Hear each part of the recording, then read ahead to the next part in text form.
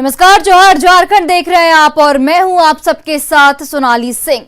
रूपा तिर्की मौत मामले की न्यायिक जांच के आदेश सरकार ने दिए हैं, लेकिन इससे आदिवासी समाज खुश नहीं दिख रहा।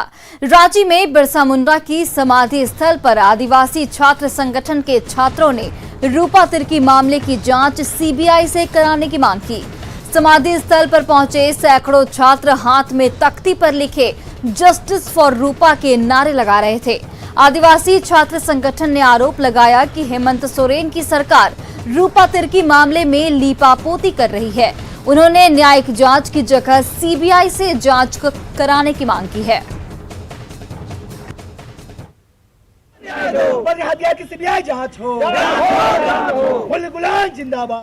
रूपा तिर्की के मामले पे 35 दिन तक मुख्यमंत्री के मुंह से कुछ निकलता नहीं है, वो चुप रहते हैं। और लगातार जब परिवार वाले और सारे सामाजिक संगठन और आदिवासी छात्र संघ भी सिर्फ सीबीआई जांच की मांग कर रही है, तो हम लोगों को न्यायिक जांच की झुंझुना नहीं चाहिए। हम लोगों को सिर्फ सीबीआई जांच चाहिए। मुख्यमंत्री आदिवासी है, उसका सचिव कौन है, महासचिव कौन है, प्रवक्ता कौन है, सब दिक्कू लोग हैं। तो हम लोग जब आदिवासी होकर आदिवासी का बात नहीं समझेगा, आपका कहना सही है। विपक्ष का नेता भी आदिवासी है, राज्यपाल भी आदिवासी है, मुख्यमंत्री भी आदिवासी है, लेकिन कहीं न कहीं उसके इर्द गिर्द में बाहरी लोग का जमवाड़ा है। इसीलिए हम लोग जो मांग कर रहे हैं सीबीआई जांच का, और जो न्यायिक जांच की बात है उससे हम लोग संतुष्ट नहीं है। आदिवासी समाज के भगवान माने जाने वाले बिरसा मुंडा की आज पुण्यतिथि है। महान क्रांतिकारी, समाज सुधारक और आदिवासियों को राजनीतिक, सामाजिक और आर्थिक रूप से जागरूक में अहम भूमिका निभाने वाले बिरसा मुंडा को आदिवासी समाज धरती आबा माना जाता है। उन्होंने अंग्रेजों के खिलाफ उलगुलान किया था और अबुआ दिशोम, अबुआ राज यानी हमारा देश हमारा राज का बिगुल फूका था। उन्होंने अपनी 25 साल की छोटी उम्र में ही ब्रिटिश हुकूमत के काले कानूनों को चुनौती देकर पूरे साम्राज्य की चूल हिला दी थी। डोम्बाड़ी पहाड़ी पर संघर्ष के बाद 3 फरवरी 1900 को उन्होंने गिरफ्तार किया गया था, जिसके बाद अंग्रेजों की ओर से दिए धीमे जहर से 9 जून 1900 को वे शहीद हो गए।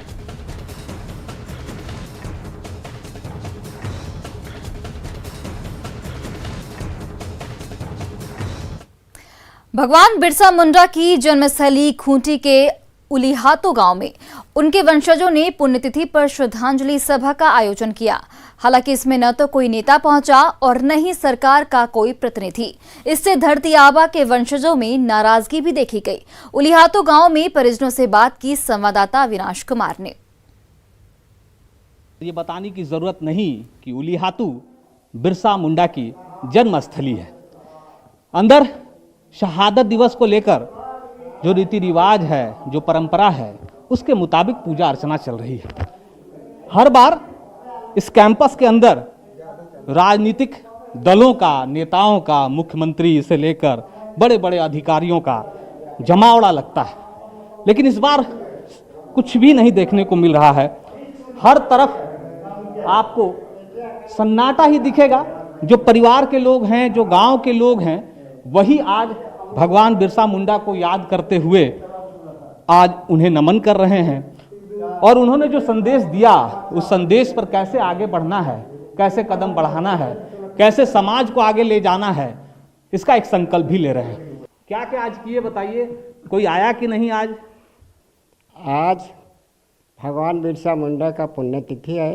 रिवाज के अनुसार हम लोग पूजा किए और उनसे हम लोग वरदान मांगे कि हम लोग भी आपकी तरह जो बुद्धि दीजिए, बल दीजिए, सहयोग दीजिए काम में, और देश के सभी जनता सुखी और शांति रहे, किसी तरह का तकलीफ नहीं होना, यही हम लोग पूजा में अर्चना किए और भगवान बिरसा मुंडा से आशीर्वाद लेकर के हम लोग पूजा किए। सब कुछ जो भी शुरुआत होता है भगवान बिरसा मुंडा को ही नमन करके होता है, तो फिर आप लोगों को कैसे भूल गई सरकार और ये अधिकारी? जब भी कोई काम होता है, मंत्री बनने के बाद, चाहे पहले वोट में आते हैं यहाँ आशीर्वाद लेने के लिए, मंत्री बन कर के यहाँ देखने नहीं आते हैं यहाँ की स्थिति कैसे है, कैसे जी रहे हैं, या पूछने वाला अधिकारी चाहे मंत्री नेता नहीं आते हैं। भगवान बिरसा मुंडा की पुण्यतिथि पर रांची में उनकी समाधि स्थल पर कार्यक्रम आयोजित किया गया, जिसमें आदिवासी छात्र संघ की ओर से उन्हें नमन किया गया। इस दौरान भगवान बिरसा मुंडा की प्रतिमा की पूजा के साथ ही उन्हें श्रद्धांजलि दी गई।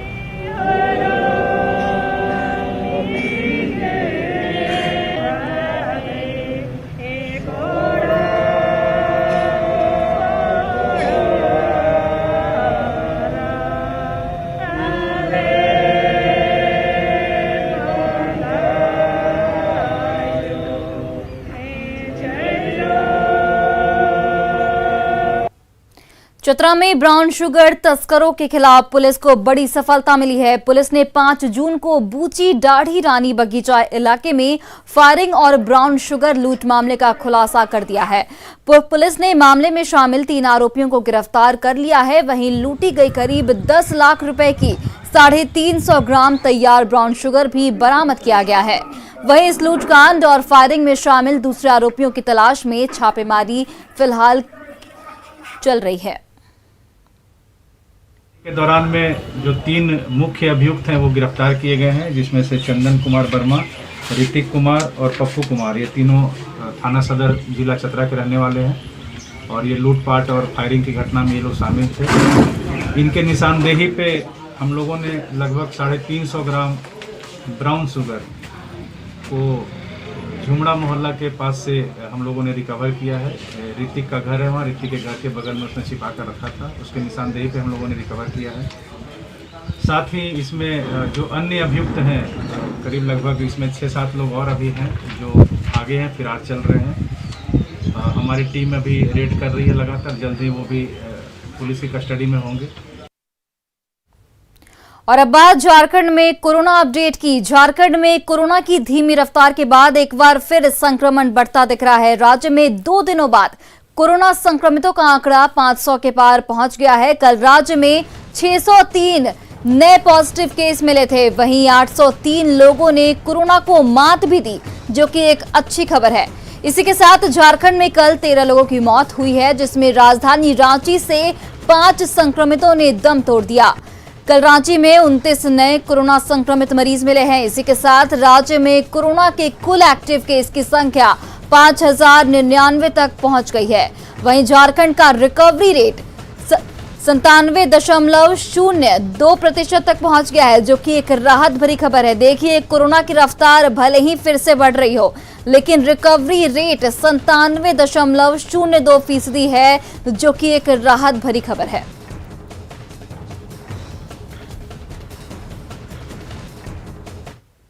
बोकारो में कोरोना संक्रमण की तीसरी लहर और बिजली समस्या को लेकर डीसी ऑफिस में बैठक आयोजित की गई। इसमें सांसद पीएन सिंह के साथ बेरमो गोमिया, चंदन कियार और बोकारो विधायक के साथ तमाम अधिकारी मौजूद रहे। इस बैठक में कोरोना की तीसरी लहर के बारे में प्रशासनिक तैयारियों की डीसी ने जानकारी दी। वहीं जनप्रतिनिधियों ने भी अपने सुझाव दिए। इसी के साथ मीटिंग में बोकारो में बिजली समस्या को लेकर जारी परेशानियों पर भी चर्चा की गई, जिसमें डीवीसी के रुख पर नाराजगी जताई गई और जल्द समाधान नहीं होने पर विधायकों ने सड़क पर उतरने का भी अल्टीमेटम दिया। इस पर डीसी ने जल्द ही बिजली व्यवस्था के दुरुस्त किए जाने का भरोसा दिया है। बात किया है डीवीसी के अधिकारियों से, निश्चित तौर पर उनको चेतावनी दी गई है कि अगर आप सही ढंग से काम नहीं करेंगे तो आप पे कार्रवाई भी होगी, आप पे केस भी होगा। ये पूरे एक स्वर में सभी विधायक और सांसदगण और उपायुक्तगण और जितने भी अधिकारी उन्होंने बोला है, प्लस उनके बीच में और जो राज्य के अधिकारी हैं उनके बीच में कोऑर्डिनेशन की बहुत कमी थी, उसको दुरुस्त करने की बात कही गई है। तो कोविड का 3rd वेव है, उसको लेके चर्चा हुई, उसकी क्या तैयारी है, क्या तैयारियां करनी है और जो भी गैप है उसको कैसे फुलफिल किया जाए, इस पर समेकित रूप से चर्चा विशेषकर चास क्षेत्र में जो ब्रेकडाउन हो रहा है बार बार डीवीसी का जो ट्रांसमिशन लाइन है, उसको कैसे त्वरित गति से सही किया जाए और कोशिश किया जाए कि जो लोगों को लंबे समय तक जो है बिना बिजली के रहना पड़ रहा है, समस्या का निदान हो। जामताड़ा में नाला का काजू बागान आज अपनी बदहाली पर आंसू बहा रहा है। नाला प्रखंड के डारर केवल जोड़िया से भंडारकोल तक करीब 50 एकड़ में फैले काजू बागान से कभी सैकड़ों क्विंटल काजू का उत्पादन होता था, जिससे सरकार को लाखों रुपए का राजस्व मिलता था। लेकिन आज इस बागान का अस्तित्व संकट में है। विभागीय उपेक्षा और असामाजिक तत्वों का अड्डा बने काजू बागान के 25,000 पेड़ में से लगभग 70% पेड़ जलकर बर्बाद हो गए। वहीं जो बचे हैं उनकी भी हालत खराब है। इससे जहां का कारोबारी परेशान है, वहीं स्थानीय लोगों ने भी राज्य के दूसरे सबसे बड़े काजू बागान के संरक्षण और सुरक्षा पर ध्यान देने की मांग की है। मेरा नाम है 10 साल के लिए मेरा नाम पर एग्रीमेंट हुआ था। ये पहला साल था मेरा। जैसे काजू फल पकड़ने शुरू हुआ उसी टाइम पर आग लग गया। आग लगने के कारण पूरा सारा बागान जल गया। जो फल पकड़ा हुआ था वो फल भी झुलस गया है, झुलस के नीचे गिर गया। मोटा मोटी मेरा यहाँ पर 15 लाख का नुकसान। तो सरकार को अभी भी चेतना चाहिए और काजू बागान को सुरक्षा प्रदान करना चाहिए, क्योंकि इसमें एक तो काजू बहुत कीमती चीज़ है और सरकार का हर साल इसमें कुछ रेवेन्यू भी आता है और बहुत हाईलाइटेड है इस क्षेत्र में काजू बागान। इसीलिए काजू बागान को सरकार को सुरक्षा अविलंब देना चाहिए जो बचा है, और कुछ व्यवस्था करके जो भी जीवित है उसको पानी वानी देके फिर से खड़ा किया जा सकता है अगर सरकार चाह ले तो। गुमला में सीएम के निर्देश के बाद भी कैंसर मरीज सुकांति उराव के इलाज के लिए प्रशासन ने अब तक कोई कदम नहीं उठाया है। सीएम ने गुमला डीसी को मुख्यमंत्री गंभीर रोग उपचार योजना के तहत इलाज कराने का निर्देश दिया था। हालांकि रिश्तेदार से मदद लेकर सुकांति उराव कैंसर अस्पताल में डॉक्टर से मिली, जहां डॉक्टरों ने सर्जरी की सलाह दी, लेकिन पैसे के अभाव में सर्जरी नहीं हो पाई। हालांकि डीसी ने कहा कि इलाज के खर्च का ब्यौरा बनाने का सिविल सर्जन को निर्देश दिया गया है। जल्द ही सुकांति का इलाज होगा। मुख्यमंत्री जी संज्ञान लिए थे तो डीसी जी को पूर्णतः अपनी पूरी टीम के साथ में इनका मदद के लिए आगे आना चाहिए।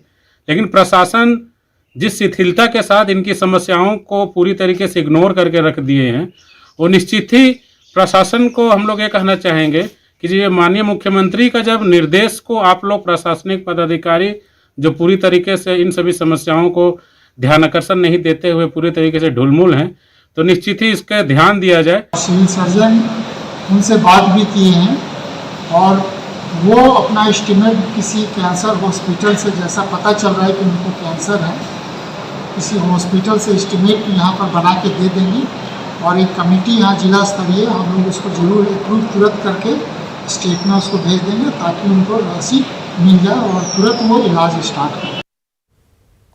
हजारीबाग में कटकमदाग प्रखंड के ढेंगुरा से कूद रेलवे पुल तक सड़क निर्माण का कार्य लगातार जारी है। 7.25 किलोमीटर लंबी सड़क के पुनर्निर्माण कार्य का शिलान्यास सितंबर 2019 में तत्कालीन मुख्यमंत्री रघुवर दास ने किया था, लेकिन ये अभी तक तैयार नहीं हो सका है। इस सड़क में छोटे बड़े 2 पुल का निर्माण होना अभी बाकी है। सड़क का कुछ हिस्सा बनकर तैयार है, वहीं सड़क का एक हिस्सा डामोडी में दोनों किनारे पर धंस गया है। वहीं सड़क में दरारें भी आ गई हैं, जिससे निर्माण की क्वालिटी पर सवाल उठते हैं। लोगों का आरोप है कि ठेकेदार की ओर से पानी निकासी की व्यवस्था नहीं की गई है। ऐसे में किसी हादसे की भी आशंका जताई जा रही है। इस सड़क का निर्माण किया गया था, जो बरसात अभी आया था उसमें इस रोड का चाल धंस गया और अभी शुरुआती दिनों में इसका ये हालत है। अभी बरसात आना बाकी है और भी समस्या से ग्रामीणों को जूझना पड़ सकता है। और आप देख सकते हैं कि इसके में पानी निकासी का कोई जगह नहीं दिया गया है, जैसे बेजुबान जानवर, बच्चे आदि गिरने की आशंका बनी है। कोरोना काल में कोरोना वैक्सीन ही संजीवनी है। ये न केवल पूरी तरह सुरक्षित है बल्कि जीवन रक्षक भी है। मध्य प्रदेश के मंडला में इस संदेश को लेकर एक बेटी गांव-गांव, घर-घर जाकर जन जागरण अभियान चला रही है।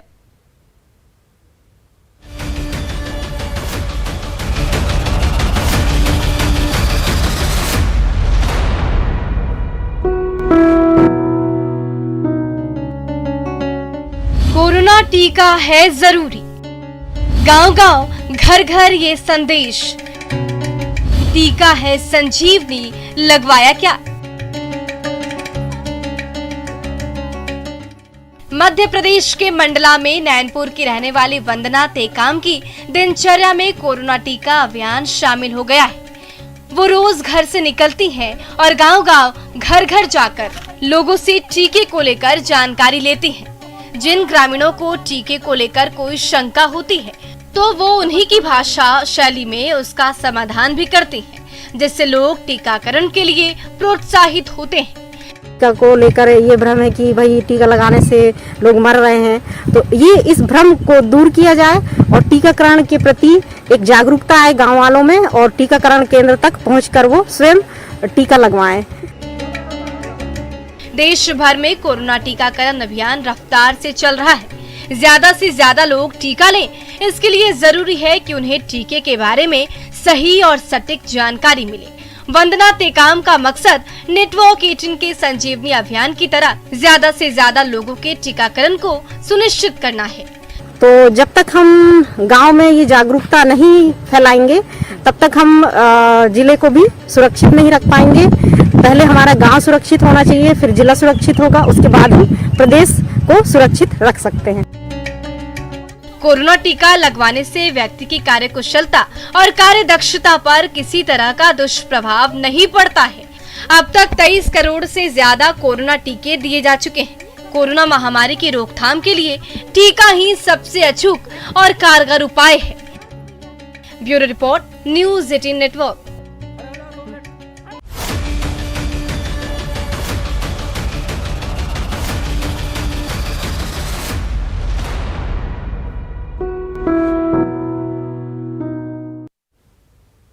और अब देखते हैं झारखंड 2020।